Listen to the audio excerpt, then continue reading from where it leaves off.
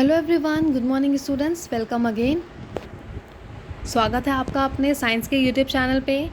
So students, subscribe your science channel and click on the bell icon to receive the notification of your video class. आप सबको पता है आप लोग का फर्स्ट टर्म एग्जामिनेशन आ चुका है। उसमें सिलेबस क्या है, chapter number first, second and third, ये 3 चैप्टर आपके एग्ज़ाम में आएंगे साइंस के एग्ज़ाम में। जिसमें जो क्वेश्चन होगा वो कैसा होगा, एमसीक्यू टाइप होगा, मल्टीपल चॉइस क्वेश्चन होंगे। ठीक है, एमसीक्यू का फुल फॉर्म क्या है, मल्टीपल चॉइस क्वेश्चन। इसमें क्या होता है, एक क्वेश्चन होता है, उसके 4 ऑप्शन होते हैं, उसमें से जो करेक्ट आंसर है उसमें आपको क्या करना है, टिक करना होता है, राइट। तो आप लोग को मल्टीपल चॉइस क्वेश्चन दिए जाएंगे। आपके क्वेश्चन कितने होंगे, टोटल 30 क्वेश्चन आएंगे आपके। ठीक है, 30 क्वेश्चन 30 मार्क्स के होंगे और बाकी आपका वाइवा पार्ट होगा। तो ये सारी चीज़ें हैं जो आपको एग्ज़ाम में पूछी जाएंगी। तो आप लोग को क्या करना है, अच्छे से रिवीजन करना है। ठीक है, अच्छे से रिवीजन करिए आप लोग और पढ़ाई करके आप लोग फुल मार्क्स लाने की कोशिश करिए। आपके कितने चैप्टर आ रहे हैं, 3 चैप्टर आ रहे हैं आप लोग के फर्स्ट टाइम एग्जामिनेशन में। तो आज की क्लास में हम लोग क्या करेंगे, आज की क्लास में हम लोग रिवीजन करेंगे, chapter number 2 and chapter number 3 का रिवीजन करेंगे आज की क्लास में। और आप लोग पूरा वीडियो देखिए, हो सकता है मैम पढ़ाते पढ़ाते कुछ इंपॉर्टेंट बता दे जो आपका कल एग्जाम में आ जाए, है ना। तो इसलिए आप लोग पूरा वीडियो देखेंगे और आप लोग की पहली कोशिश क्या होनी चाहिए, एग्ज़ाम में अच्छे मार्क्स लाने की होनी चाहिए। क्योंकि स्कूल आप लोग आ नहीं रहे हैं और ऑनलाइन पढ़ने का सबसे ज़्यादा प्रॉफिट क्या है, ऑनलाइन पढ़ने का प्रॉफिट ये है कि आप लोग घर बैठ के एक वीडियो को बार बार देख सकते हैं, एक क्लास को बार बार समझ सकते हैं, है ना। ये ऑनलाइन पढ़ने का फ़ायदा है आप लोगों का। तो चलिए आप लोग बुक ओपन कर लीजिए। जो भी नए बच्चे हैं आप सबको मैम बता दूँ फिर से कि आप मैम कैसे पढ़ाई करवाती हैं। जब भी आप लोग मैम की क्लास देखेंगे साइंस की तो आप लोग बुक ओपन कर लेंगे, बुक को अपने सामने रखेंगे, मोबाइल को अपने सामने रख लेंगे, है ना। और पेंसिल ले लेंगे, बुक ओपन करके उस चैप्टर को देखते जाएंगे और पढ़ते जाएंगे साथ में ही। तो आप लोग अपनी बुक ओपन कर लीजिए, चैप्टर नंबर 2 ओपन करिए, उसका रिवीजन होगा आज। सो स्टूडेंट्स, चैप्टर नंबर 2 है हमारा एनिमल लाइफस्टाइल। एनिमल लाइफस्टाइल में जो बच्चों ने हमारी क्लास की थी एक्सप्लेनेशन क्लास, तो उसमें उनको सारा कुछ समझ में आ गया। तो बहुत ही सिंपल और इजी चैप्टर है ये। तो इसको फटाफट एक रिवीजन हम लोग देख लेते हैं। Habitat, the habitat of an animal is it's natural home. जहाँ पे एनिमल्स रहते हैं वो उनका हैबिटेट कहलाता है, राइट। तो जैसे क्लाइमेट है, ठीक है, कोई किसी क्लाइमेट में कंफर्टेबल होता है, कोई किसी तरह के वेदर में कंफर्टेबल होता है, किसी का एनिमल का खाने का तरीका अलग होता है। ठीक है, तो अलग अलग एनिमल का अलग अलग वे होता है। तो कुछ एनिमल फॉरेस्ट में रहते हैं, कुछ एनिमल ट्रीज़ में रहते हैं, कुछ एनिमल ज़मीन में रहना पसंद करते हैं, कुछ एनिमल पानी के अंदर रहना पसंद करते हैं, कुछ एनिमल जंगल में रहते हैं। तो जो टाइगर है वो कहाँ, मोस्टली जंगल में रहता है। बियर कहाँ, गुफाओं में रहता है, राइट। मंकी जो है वो पेड़ में रहते हैं। और रैबिट है, ठीक है, रैबिट है। और बहुत सारे अर्थवॉर्म है, वो सब कहाँ रहते हैं, वो सब ज़मीन में एक गड्ढा करके उसके अंदर रहते हैं। तो ऐसे करके जो एनिमल है वो अलग अलग जगह पे अपना नेचुरल होम बनाते हैं और अलग अलग तरीके से रहते हैं। अगर आप बर्ड्स को देखेंगे, लाइक कौवा है या कबूतर है, वो लोग क्या करते हैं, अपना घोंसला बनाते हैं, पेड़ों में बनाते हैं या किसी के घर में बना लेते हैं या कहीं पे बना के अपना घोंसला उसको रहते हैं। तो जो एनिमल्स हैं उनका अलग अलग तरीके का रहने का तरीका है, सबका अपना अपना, और वो अलग अलग वे फॉलो करते हैं। तो ऐसे करके आप लोग को यहाँ पे पता चला कि बहुत सारे एनिमल कैसे कैसे रहते हैं। मंकीज़ कहाँ रहते हैं, पेड़ों में रहते हैं। रैबिट गड्ढा बना के रहते हैं। टाइगर जंगल में और बियर गुफाओं में। नाउ पेज नंबर 2 में आप आ जाइए। पेज नंबर 2 में क्या दिया है, डेजर्ट। तो डेजर्ट में कौन रहता है, डेजर्ट में एनिमल कैमल है। कैमल जो कि सबसे पॉपुलर एनिमल है, जो डेजर्ट में ही पाया जाता है। ठीक है, ऐसा क्यों है, क्योंकि कैमल एक बार में ढेर सारा पानी, क्योंकि आप सबको पता है जो राजस्थान है वो सूखा देश है, मतलब बहुत ज़्यादा वहाँ पे पीने के लायक पानी नहीं है। तो एनिमल एक ऐसा जानवर है जो क्या करता है, एक बार में बहुत सारा पानी पी लेता है और अपने अंदर स्टोर कर लेता है। तो वो बहुत दिनों तक बिना पानी के रह सकता है और चल सकता है पैदल।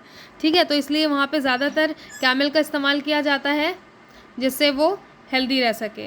ना पोलर रीजन्स की बात की जाए तो पोलर रीजन में कैसे एनिमल्स रहते हैं, यहाँ पे नीचे इमेज में दिया हुआ है आप लोगों का।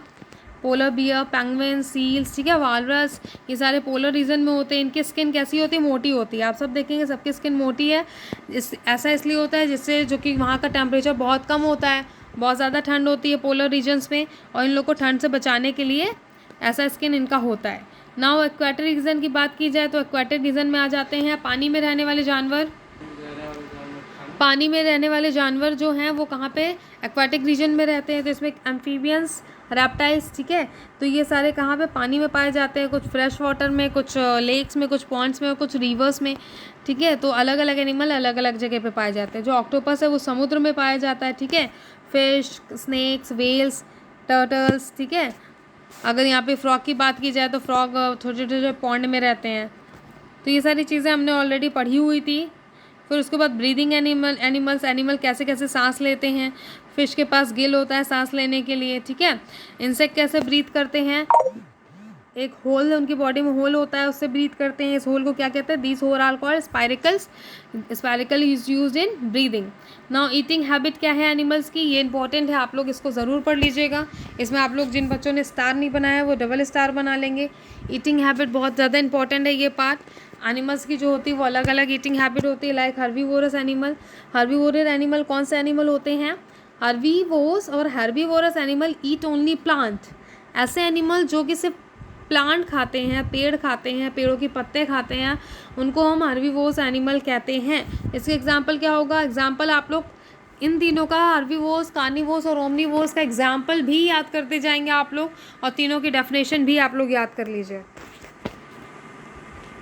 इसका एग्जाम्पल क्या है, cow, goat, deer, grass eaters animals, right, ठीक है।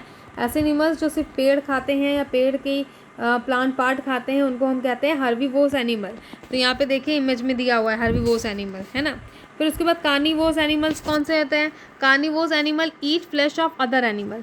ऐसे एनिमल जो दूसरे एनिमल का फ्लैश खाते हैं, मीट खाते हैं, ऐसे एनिमल को हम कार्निवोरस एनिमल कहते हैं।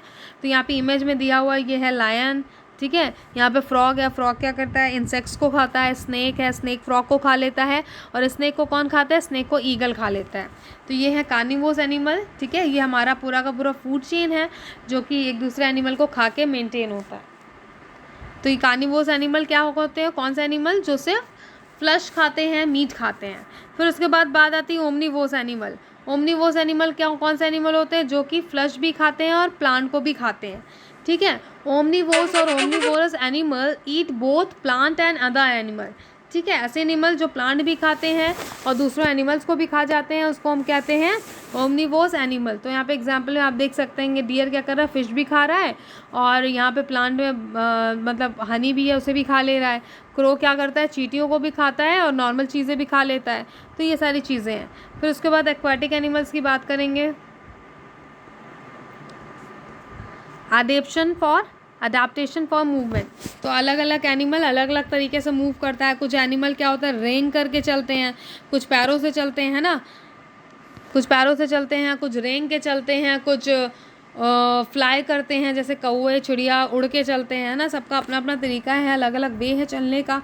कुछ क्रॉल करके, क्रोकोडाइल कैसे चलता है, क्रॉल करके चलता है। स्नेक कैसे चलता है, ये रेंग करके चलता है, ठीक है। तो ये अलग अलग चीज़ें हैं। जैसे अलग अलग एनिमल यहाँ पे दिया है, एप कैसे चल रहा है, वो अपने 2 पैर से चल रहा है। मंकी कैसे चलता है, वो अपने 4 पैर का यूज़ करता है। तो अलग अलग एनिमल अलग अलग तरीके से चलते हैं।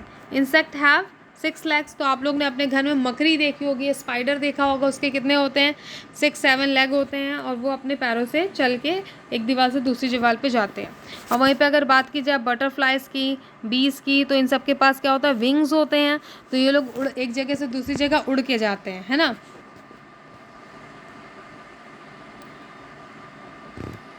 तो ये जो फ्लाइज होते हैं, इनके विंग्स क्या होते हैं, बहुत ही पतले से होते हैं, और ये बहुत ही अलग होते हैं बर्ड से, ठीक है। बर्ड्स के विंग हैवी होते हैं, मोटे होते हैं। और जो ये इंसेक्ट्स हैं, लाइक कॉकरोच हैं, ड्रैगन फ्लाई हैं, इन सब के विंग्स जो होते हैं बहुत पतले से होते हैं, जिससे इनकी जो बॉडी होती है वो इनकी हेल्प से उड़ सके ना। उसके बाद आती है बात एक्वाटिक एनिमल्स। एक्वाटिक एनिमल्स मतलब पानी में रहने वाले जानवर। टर्टल है, पेंगुइन है, फ्रॉग है। ये लोग कैसे चलते हैं, यहाँ पे देखेंगे आप, टर्टल के पास थोड़ा सा पेडल है, पेडल से मार मार के ये पानी में तैरते हैं। पेंगुइन के पास भी है छोटा सा, ठीक है। फ्रॉग के पास अपने खुद के लेग हैं, ठीक है। वेब फीट जिसे बोलते हैं, वो अपने वेब फीट का यूज़ करते हैं पानी में स्विम करने के लिए। तो ये हो गया एक्वाटिक एनिमल को अपने एक जगह से दूसरी जगह जाने का तरीका। फिर उसके बाद बर्ड्स की बात की जाए तो बर्ड्स जो होते हैं वो क्या होते हैं, अपने पंख की तरह उड़ते हैं। पर एक फ्लाइटलेस बर्ड है जिसके पंख नहीं होते, वो है किवी। किवी क्या है, फ्लाइटलेस बर्ड है, जो कि जिसके पास पंख नहीं होते, इसलिए वो उड़ नहीं पाती। फिर उसके बाद आप लोग नेक्स्ट पेज में आ जाइए। यहाँ पे प्रोटेक्टिव अडाप्टेशन दिया है, प्रोटेक्ट करके, मतलब यहाँ पे आप लोग इमेज में देखेंगे, इसका मतलब ये होता है कि जो बहुत सारे एनिमल्स होते हैं ना, वो हमेशा झुंड बना के एक जगह से दूसरी जगह जाते हैं, है ना। कभी कभी आसमान में आप लोग देखेंगे ढेर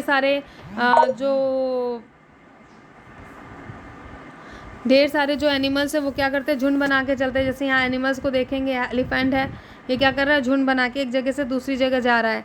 फिर वाइल्ड बफेलोज है ना, ये क्या कर रहे हैं, एनिमल्स हैं, लॉयन। फिर उसके बाद स्कंक है। सो स्टूडेंट्स, हमारे सेकेंड चैप्टर का रिवीजन जो है, नाउ हम थर्ड चैप्टर में आ जाते हैं। थर्ड चैप्टर है हमारा आवर बोन्स एंड मसल्स।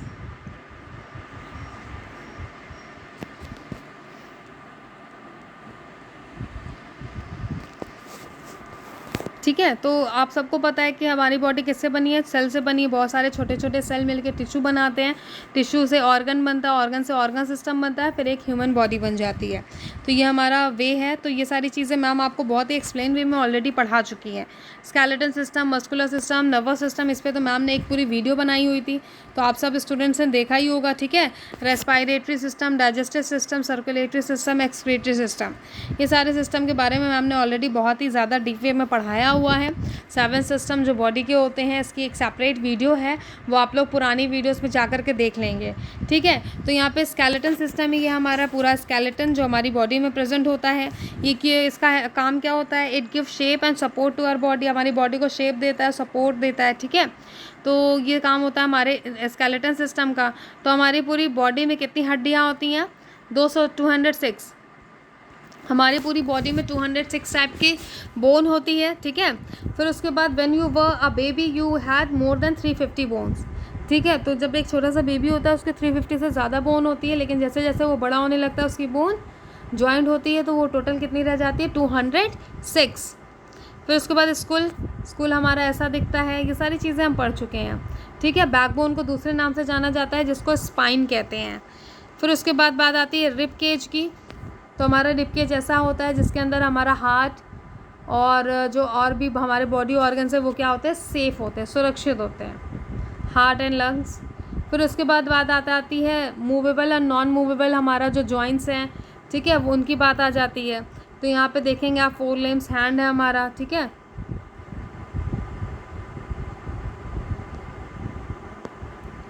फिर ये हमारा घुटना, लीगामेंट, ये है बॉल एंड सॉकेट जॉइंट।